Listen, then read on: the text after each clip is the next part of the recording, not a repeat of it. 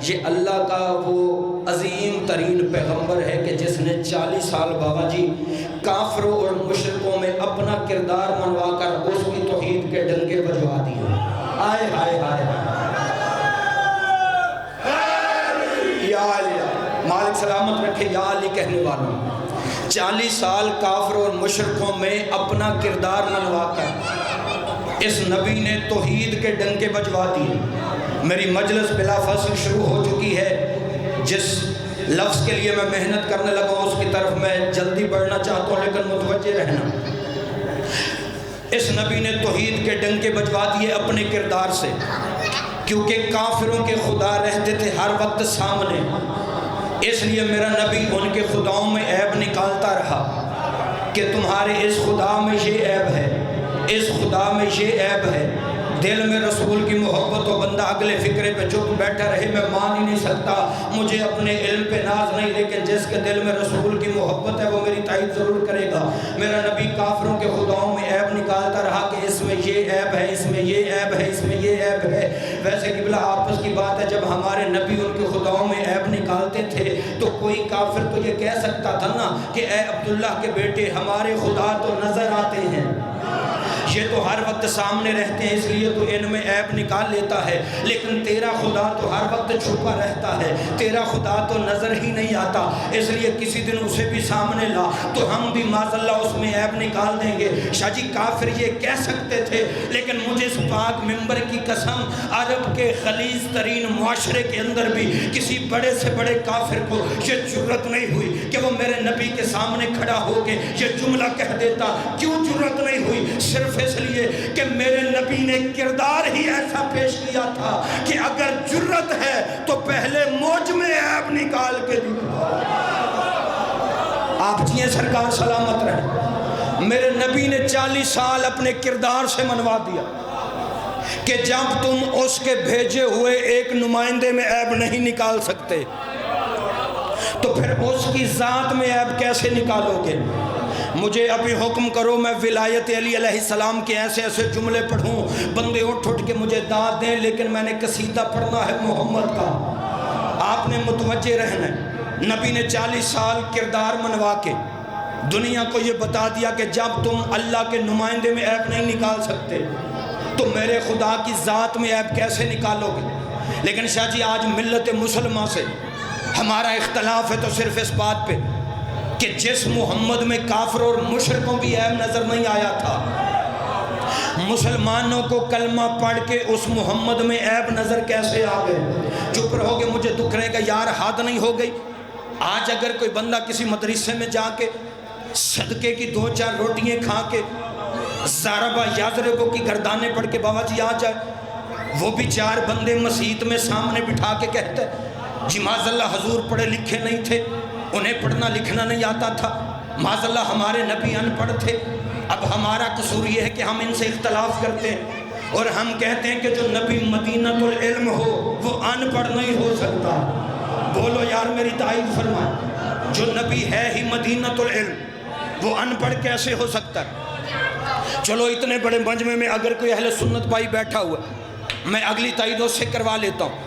علوی صاحب آپ بھی تائید فرمائیں گے، بابا جی بیٹھے ہوئے ہیں، مالک ذیشان شاہ جی کو بھی ترقیاں عطا فرمائے، احمد نگر کا ہمارا فخر ہے کیونکہ اس مجلس میں جو دعا مانگی جائے قبول ہوتی ہے۔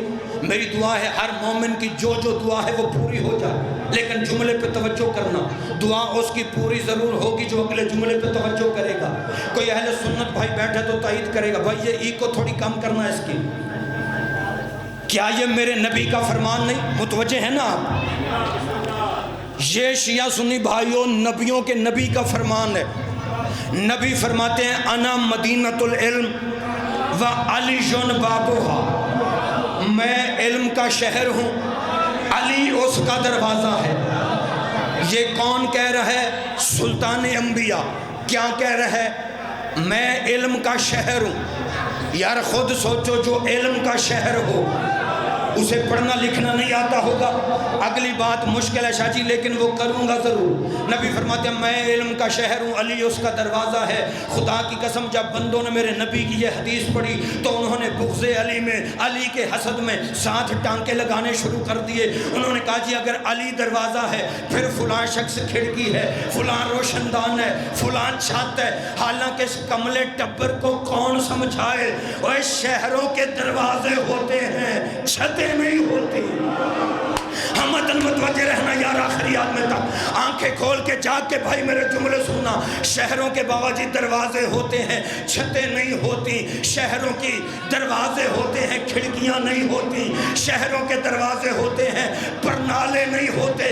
جس بندے کو ابھی تک سمجھ نہیں آئی یہ پاکستان کا دل شہر ہے لاہور، جا کے لاہور میں دیکھ لو، لاہور کے دروازے 12 ہیں، چھت کوئی نہیں۔ لاہور کے دروازے 12 ہیں، کھڑکیاں کوئی نہیں۔ اسی لیے تو کسی شاعر نے کہا تھا تازہ ہوا کے شوق میں اے ساکنان شہر اتنے در نہ بنا کہ دیوار ہی گر پڑے۔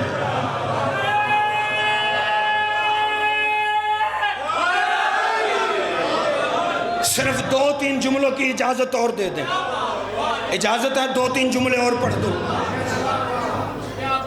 اب شیعہ سنی بھائیو گھر جا کے سوچنا جس شہر علم کا دروازہ علی ہو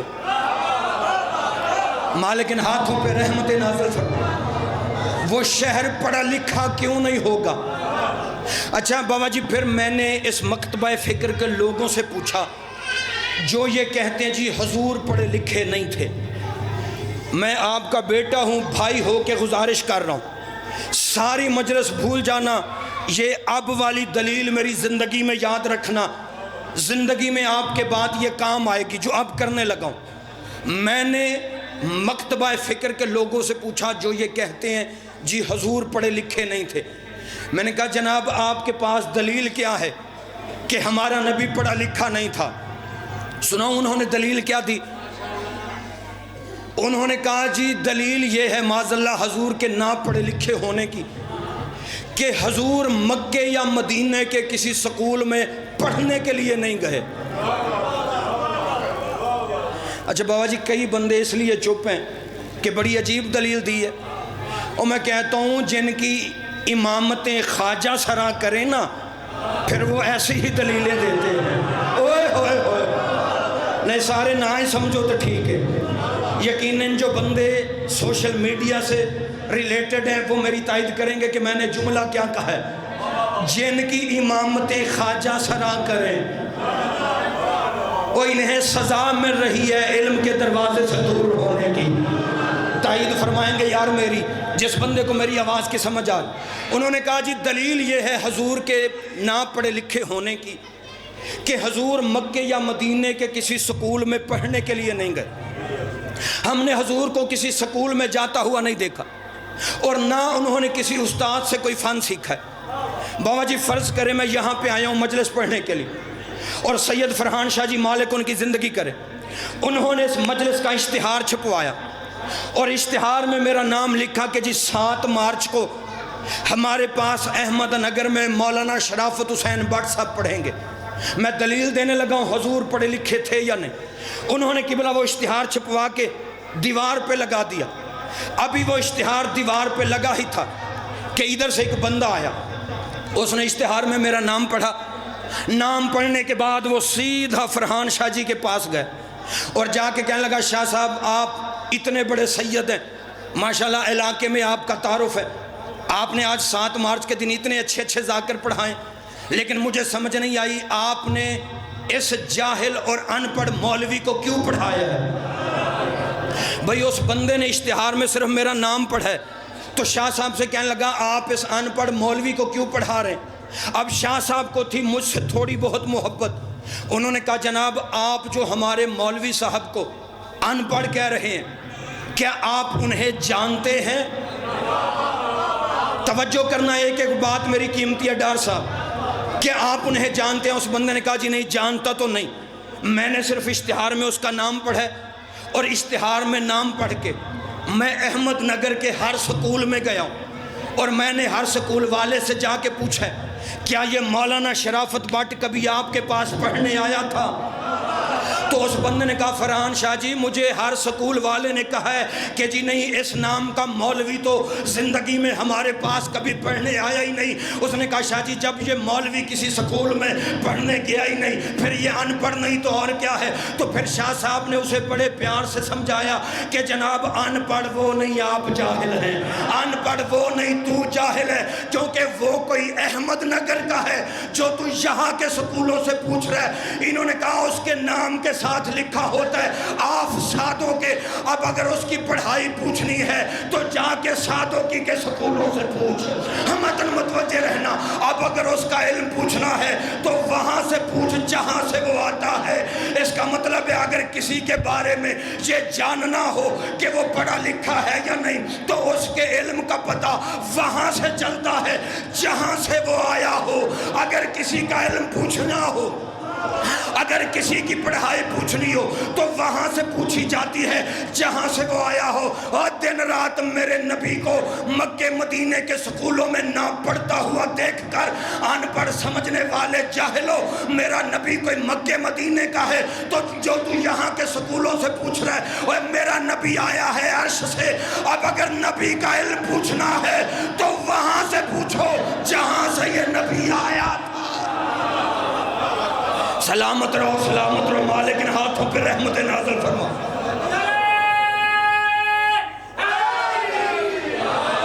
بس آخری سطروں کے قریب ہوں قبلہ, بڑی جلدی آپ کو نتیجے تک لے کے جانا چاہتا ہوں. اگر میرا نبی ہوتا مکے یا مدینے کا, پریشان تو نہیں ہو رہے آپ, اگر نبی ہوتے مکے یا مدینے کے, افتخار ڈار صاحب, تو پھر نبی کا علم مکے مدینے کے سکولوں سے پوچھا جا سکتا تھا. لیکن میرا نبی تو آیا ہے عرش سے, اب جا کے اللہ سے پوچھ اس نے پڑھا کر بھیجا تھا یا ایسے ہی بھیج دیا تھا. لیکن شیعہ سنی بھائیو, اگر اللہ سے پوچھو گے تو پھر قرآن میں اس کا جواب ملے گا. بندے ہمیں کہتے ہیں اللہ سے بات نہیں ہوتی, تو اللہ سے باتیں کر, اللہ قرآن کے ذریعے تجھے جواب دے گا. اللہ سے پوچھو تو نے پڑھا کر بھیجا تھا یا ایسے ہی بھیجا. تو قرآن میں خدا کی آواز آئی بسم اللہ الرحمن الرحیم, الرحمن علم القرآن خلق الانسان. آدھے گھنٹے کی میری حاضری ہے, اگر یہ اگلے سال تک دیواروں پہ نہ لکھی جائے تو پھر حسین بادشاہ کی عطا ہی کیا ہوئی. ترس مجھ پہ حسین بادشاہ کی ماں کا ہے. میں پہلے بھی کئی دفعہ آپ کے سامنے کہہ چکا ہوں, بندہ بٹ ہو کے تو شیعہ نہیں ہوتا. پاک بی بی نے اتنا ترس کیا, مجھے اپنے بیٹے کا نوکر بنا کے ممبر پہ کھڑا کر دیا. میری باتیں سنو گے ایمان تازہ ہوگا, لیکن بڑی جلدی کرو. اللہ نے کہا بسم اللہ الرحمن الرحیم, الرحمن علم القرآن. خدا فرماتا ہے کتنا رحمان ہے وہ اللہ جس نے انسان کو علم پہلے دیا, خلق بعد میں کیا. اوئے ہوئے ہوئے. شیعہ سنی بھائیو, علماء فرماتے ہیں اس آیت سے مراد تو اور میں نہیں, اس آیت سے مراد محمد اور آل محمد ہیں, کیونکہ ہمارے لیے دوسری آیت ہے اور وہ سورہ نحل میں ہے. خدا فرماتا ہے واللہ اخرجکم من بطون امہاتکم لا تعلمون شیئا. خدا فرماتا ہے جب تم اپنے ماں کے شکموں سے پیدا ہوئے تو تم جاہل تھے. لا تعلمون شیئا, تمہیں شے کا علم بھی نہیں تھا. پتہ نہیں کون بندہ جا کے سن رہا ہے, کون سو کے, لیکن میں نتیجہ دینے لگا ہوں. ہمارے لیے کہتا ہے کہ تم جاہل پیدا ہوئے, تمہیں شے کا علم بھی نہیں تھا. اور محمد و آل محمد کے لیے کہتا ہے کہ میں نے انہیں خلق بعد میں کیا ہے, علم پہلے دیا ہے. خلق بعد میں, علم پہلے. یہی تو تیرے پانچویں امام سے سرکار محمد باقر علیہ السلام سے کسی بندے نے کہا تھا مولا کیا فرق پڑتا تھا اگر اللہ آپ کو خلق پہلے کر دیتا اور علم بعد میں دے دیتا. امام نے فرمایا ایسا ہو نہیں سکتا تھا. اگر اللہ ہمیں خلق پہلے کرتا علم بعد میں دیتا تو پھر تم یہ سوچ سکتے تھے کہ ہم کتنی دیر جاہل رہے. امام نے فرمایا اگر اللہ ہمیں علم بعد میں دیتا تو تمہارے ذہنوں میں یہ بات آ سکتی تھی کہ کتنی دیر آل محمد معاذ اللہ جاہل رہے. اس لیے امام نے فرمایا اللہ نے ہمیں خلق بعد میں کیا ہے, اللہ نے ہمیں خلق بعد میں کیا ہے, علم پہلے دیا ہے تاکہ زمانے کو پتہ چلے ہم پڑھنے کے لیے نہیں پڑھانے کے لیے آتے ہیں.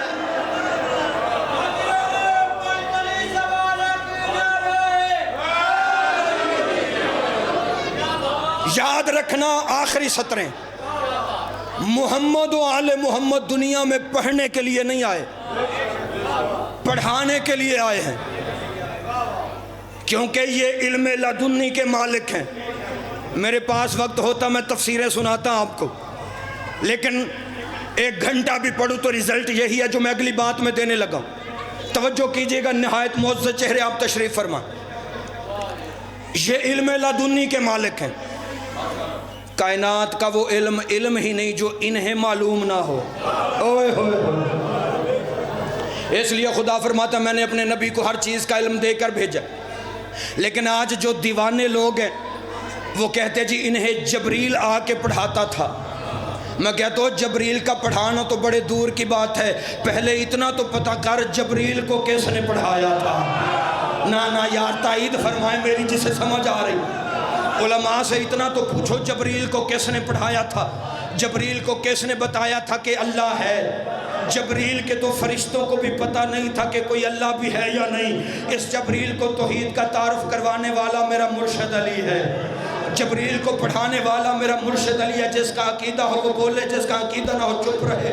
علماء فرماتے ہیں جب اللہ نے جبریل کو خلق کیا تو اللہ نے جبریل سے کہا جبریل بتا من انت و من انا، تو کون ہے اور میں کون ہوں؟ جبریل نے دیکھ کے کہا انت انت و انا انا، تو ہے، میں ہوں، تو ہے، میں ہوں۔ تفسیریں کہتی ہیں ابھی یہ اللہ کی بارگاہ میں کھڑا ہو کے جبریل تو میں کر رہا تھا، یا اتنی دیر میں ابو طالب کا بیٹا علی آگے بڑھا، علی نے جبریل کا پار پکڑ کے جھٹک کے کہا اے جبریل ہوش کر، بارگاہ احدیت میں تو میں نہیں چلتی، اس لیے گردن جھکا کے کہہ انت ربی الجلیل وانا عبدک ذلیل، تو میرا عزت والا رب ہے، میں تیرا ذلیل بندہ ہوں۔ کتابیں کہتی ہیں ادھر علی نے جبریل کو یہ سبق دیا، ادھر توحید کی آواز آئی، تیرے جواب کے بھی صدقے، تیرے استاد کے بھی صدقے،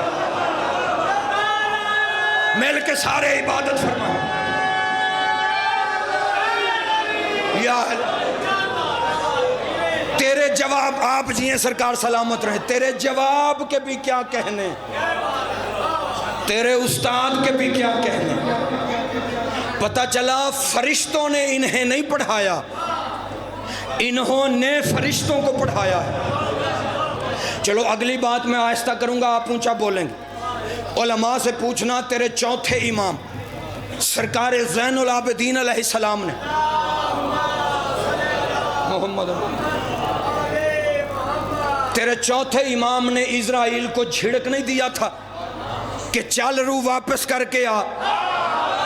یار خدا کے لیے مجھ سے وضاحت طلب نہ کرنا، انہوں نے فرشتوں کو پڑھایا۔ ملک الموت کسی بندے کی روح قبض کر کے جا رہا تھا، تیرے چوتھے امام کی نظر پڑی، امام نے فرمایا چل روح واپس کر کے آ۔ اتنے بڑے مجمع میں گھڑے میں منہ ڈال کے نہیں، مائک پہ کھڑے ہو کے آواز دے رہا ہوں، میری آواز ہے، میں بھرے مجمع میں ہمیشہ کے لیے اپنا مذہب چھوڑ دوں گا۔ جو مولوی مجھے کسی کتاب سے یہ جملہ دکھا دے کہ اسرائیل نے امام کے حکم کے بعد کہا ہو اچھا مولا میں ایک دفعہ اللہ سے پوچھ لوں، اوئے ہوئے ہوئے، بابا جی یہ چھوٹا دعویٰ نہیں ممبر پہ مذہب چھوڑنا، ہمارے لیے باپ چھوڑنا آسان ہے، علی چھوڑنا مشکل ہے۔ ہم باپ چھوڑ سکتے ہیں، علی نہیں چھوڑ سکتے، سطریں آخری ہیں، جھولی پھیلا کے سطریں سننا میری تقریر کا نچوڑ ہے۔ یہ لفظ جو میں آپ کے سامنے قبلہ پڑھنے لگا ہوں، ہمارے لیے باپ چھوڑنا آسان ہے، علی چھوڑنا مشکل۔ میں مذہب چھوڑ دوں گا، اعلان کر رہا ہوں، ویڈیو بن رہی ہے، جہاں جب تک میری زندگی ہے، جہاں تک یہ ویڈیو کے ذریعے بھی پیغام جائے گا، میں اپنے ایک ایک حرف کا ضامن ہوں، میں مذہب چھوڑنے کو تیار۔ اگر کوئی بندہ ایک بھی دکھا دے کہ اسرائیل نے ملک الموت نے کہا ہو مولا آپ کا حکم سر آنکھوں پر، لیکن بھیجا جو اللہ نے تھا، میں ایک دفعہ اللہ سے پوچھ لوں، خدا کی قسم کسی کتاب میں یہ جملہ نہیں ملتا۔ امام نے صرف اتنا کہا اسرائیل جی مولا کس کے حکم سے تو نے روح قبض کی ہے؟ اس نے کہا جی اللہ کے حکم سے۔ امام نے فرمایا جا واپس کر کے آ۔ اب شیعہ سنی بھائیوں آفیشلی اسرائیل کو اتنا تو کہنا چاہیے تھا نا کہ اچھا مولا میں ایک دفعہ اللہ سے پوچھ لوں، مجھے اس پاک منبر کی قسم اسرائیل نے یہ جملہ نہیں کہا، گھر جا کے اپنے مولویوں کے سر پہ قرآن رکھ کے اتنا ضرور پوچھنا، حق جو بنتا تھا کہ اسرائیل یہ کہتا مولا میں اللہ سے پوچھ لوں، لیکن اس نے جملہ کیوں نہیں کیا؟ یاد رکھنا صرف اس لیے نہیں کہا، اسے پتا تھا اللہ کا ارادہ یہ ہے، اسے پتا تھا مشیت اللہ یہ ہے، اسے پتا تھا اللہ کی مرضیوں کے مالک یہ ہیں، اگر ان کی نہیں مانوں گا پھر انہیں چھوڑ کے اللہ کو کہاں ڈھونڈتا پھر؟ بس آخری دلیل سنو، میں منبر چھوڑنے لگا، 2 منٹ کی زحمت اور فرشتوں کو انہوں نے پڑھایا، انہوں نے فرشتوں کو نہیں پڑھایا۔ میرا خیال ہے میسج میرا پہنچ گیا، بس تو برکن آخری سطر۔ ایک دلیل سنو، میں منبر چھوڑنے لگا۔ قبلہ ایک دن سلطان انبیاء، شہنشاہ معظم، نبیوں کا سردار نبی ڈار صاحب اپنے منبر پہ بیٹھ کے سرکار سر پہ امامہ باندھ رہے تھے، اور یہی جبریل بارگاہ رسالت میں حاضر خدمت تھا، اور نوکر جو تھا میرے نبی، منظر ذہن میں لانا، اب یہاں نہیں رہنا، مسجد نبوی میں پہنچنا ہے۔ خدا کی قسم میں تائید مانگوں گا امام زمانہ سرکار سے کہ میں پڑھوں گا، آپ کو زیارت ہوگی، لیکن اگر ذہن میرے ساتھ ہوا کوشش کروں گا آسان کر کے پوری منظر کشی ہو جائے، لیکن دعا آپ نے دینی۔ سلطان انبیاء مسجد نبوی کے منبر کے آخری زینے پہ، جس کے بعد زینہ ہی کوئی نہ ہو، اس بلندی پہ میرا نبی بیٹھا ہوا، کر کیا رہے تھے؟ سر پہ پگڑی باندھ رہے تھے، یہی جبریل ہاتھ باندھ کے سامنے کھڑا ہوا، یا اچانک جبریل کے ذہن میں خیال آیا اگر میں نہ ہوتا تو یہ وحی کون لے کے آتا؟ میں نے بڑے سمجھا کے فکرے پڑھنے ہیں، دعا بزرگوں سے لوں گا اور آپ کے دلوں پہ نقش ہو جائیں گے یہ جملے۔ اس کے ذہن میں خیال کیا آیا اگر میں نہ ہوتا تو یہ وحی کون لاتا؟ نبی باندھ رہے تھے دستار، یا مسکرا کے کہتے ہیں جبریل کیا سوچ رہا ہے؟ اوئے ہوئے ہوئے، نہیں شاید ہر بندے تک میری اپیل نہیں پہنچی، اس نے اپنے دل میں سوچا، اور پیغمبر فرماتے ہیں کیا سوچ رہا ہے؟ میں نے پڑھ لیا، آپ نے سن لیا، کتابیں کہتی ہیں تھر تھر بدن کانپا فرشتوں کے سردار کا، آئے کانپ کے کہتا ہے سرکار آپ بہتر جانتے ہیں میں جو سوچ رہا تھا، لیکن مولا آپ یہ بھی جانتے ہیں کہ میں جو بھی سوچ رہا تھا وہ گستاخی کی نیت سے نہیں سوچ رہا تھا۔ پیغمبر فرماتے ہیں بڑی جلدی کر، مجھے پتہ ہے اگر تو گستاخی کی نیت سے سوچتا تو یہیں پہ جل کے مر نہ جاتا۔ جملہ آخری قبلہ متوجہ رہنا، لیکن پھر بھی اپنی زبان سے بتا، سوچ رہے ہوں گے ابھی آپ میں نے منبر چھوڑ دینا ہے، اگر اجازت دو گے تو ایک جملہ مصاحب کا پڑھوں گا، وگرنہ آج دن مصاحب والا نہیں، لیکن کیونکہ یہ مجلس ہے حکم کریں گے تو ایک جملہ پڑھوں گا، پہلے یہ نتیجہ سن۔ نبی نے فرمایا اگر تو گستاخی کی نیت سے سوچتا تو یہیں پہ جل کے مر جاتا، پھر بھی بتا تو سوچ کیا رہا تھا؟ ہاتھ باندھ کے کہتا مولا میں تو یہی سوچ رہا تھا اگر میں نہ ہوتا تو یہ وحی کون لاتا؟ پیغمبر فرماتے ہیں جبریل تو جو اپنے وحی لانے پہ اتنا فخر کر رہا ہے، کیا تو جانتا ہے کہ تجھے یہ وحی دیتا کون ہے؟ اوئے ہوئے ہوئے، کیا تجھے پتا ہے، تجھے علم ہے کہ تجھے یہ وحی دیتا کون ہے؟ کانپ کے کہتا نہیں مولا آپ تو جانتے ہیں میری آخری حد کا نام سدرۃ المنتہا ہے، مولا سدرہ سے آگے میں جا نہیں سکتا، مولا سدرہ سے آگے عرش ہے، عرش کے سامنے ایک بہت بڑا نوری قبہ ہے، مولا اس نوری قبے کے سامنے ایک بہت بڑا نوری پردہ لٹکا ہوا ہے، مولا اس پردے کے پیچھے سے مجھے جو آواز آتی ہے میں وہی آواز وحی کی صورت میں، یار وقت نہیں میرا ساتھ دینا، جبریل کہتا اس پردے کے پیچھے سے جو آواز آتی ہے میں وہی آواز وحی کی صورت میں آپ تک پہنچا دیتا ہوں۔ نبی فرماتے ہیں تو جو اتنے سالوں سے وحی لا رہے تو نے کبھی اس پردے کے اندر جھانک کے دیکھا ہے؟ آئے آئے کبھی جھانک کے دیکھا، کہتا نہیں مولا میری جرت نہیں، نہ مجھے اجازت ہے، اگر میں اس پردے کو ہاتھ بھی لگاؤں گا تو جل جاؤں گا۔ جب کہا نا ہاتھ بھی لگاؤں گا تو جل جاؤں گا، مسکرا کے محمد فرماتے ہیں پھر آج نہیں جلے گا، آج نہیں جلے گا، آج میری اجازت ہے، جا اس پردے کے اندر جھانک کے آ۔ اب قبلہ حکم نبیوں کے سردار کا تھا، فرشتوں کا سردار پلک چھپکنے سے پہلے اس نوری پردے کے سامنے جا کے کھڑا ہوا۔ دیکھنا میری طرف آخری سطر ہے، جبریل نے جلدی سے پردہ ہٹا کر دیکھا، جبریل کو پردے کے اندر کوئی نظر آیا، دیکھ کے حیران ہو کے واپس مسجد میں آیا، مسجد میں آ کے ممبر پہ بیٹھے ہوئے کبھی نبی کو دیکھتا ہے، کبھی علی کو دیکھتا ہے، کبھی نبی کو دیکھتا ہے، کبھی علی کو دیکھتا ہے، کبھی نبی کو کبھی علی کو۔ ابھی یہ حیران ہو کے دیکھ رہا تھا، یہ پیغمبر نے پوچھا جبریل کیا ہوا؟ دیکھ کے کہتا ہے مولا یہ ہوا ہے، علی کی طرف اشارہ کر کے کہتا ہے مولا یہ ہوا ہے۔ ابھی کانپ رہا تھا اور دیکھ کے کہتا ہے مولا حد ہو گئی، یہاں بھی علی ہے وہاں بھی علی ہے۔ پھر مولا میرے ایک سوال کا جواب دے دے، مولا سوال کا جواب دے۔ اب پہلے ماتمی سے لے کے آخری عزادار تک خدا را میرے لفظوں پہ دھیان دینا۔ جب کہا نا مولا میرے سوال کا جواب دے، پیغمبر نے فرمایا پوچھ، کیا پوچھنا چاہتا ہے؟ اس نے کہا مولا یہاں بھی علی ہے وہاں بھی علی ہے، تو پھر اللہ نے درمیان میں وحی لانے کے لیے مجھے کیوں رکھا ہوا ہے؟ آواز پیغمبر آئی، جبریل خاموش، تیری جرت ہی نہیں تھی کہ تو اللہ کی آواز کو سن کے برداشت کر لیتا، تیری اتنی کیپیسٹی نہیں تھی کہ تو توحید کی آواز کو سن لیتا۔ نبی نے فرمایا یہ احسان علی کا ہے کہ علی اذن اللہ بن کے ادھر سے سن لیتا ہے، لسان اللہ بن کے تجھے بتا دیتا۔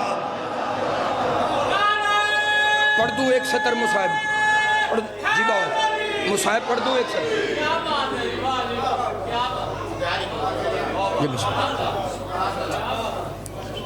علی ادھر سے اذن اللہ بن کے سن لیتا ہے، لسان اللہ بن کے تجھے بتا دیتا ہے۔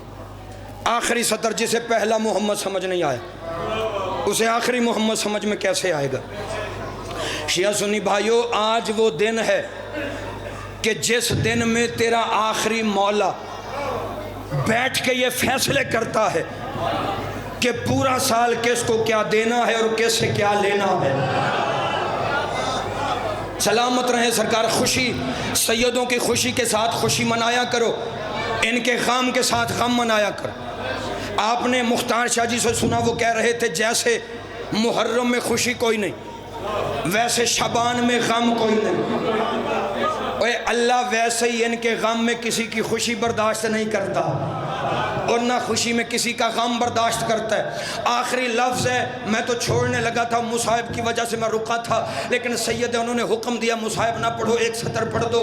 خدا کی قسم شیعو تم خوش نصیب ہو، تم اپنے گھروں میں بیٹھ کے کم از کم اس قابل تو ہو کہ اپنے پیروں کی ولادت بھی منا لیتے ہو، شہادت بھی منا لیتے ہو۔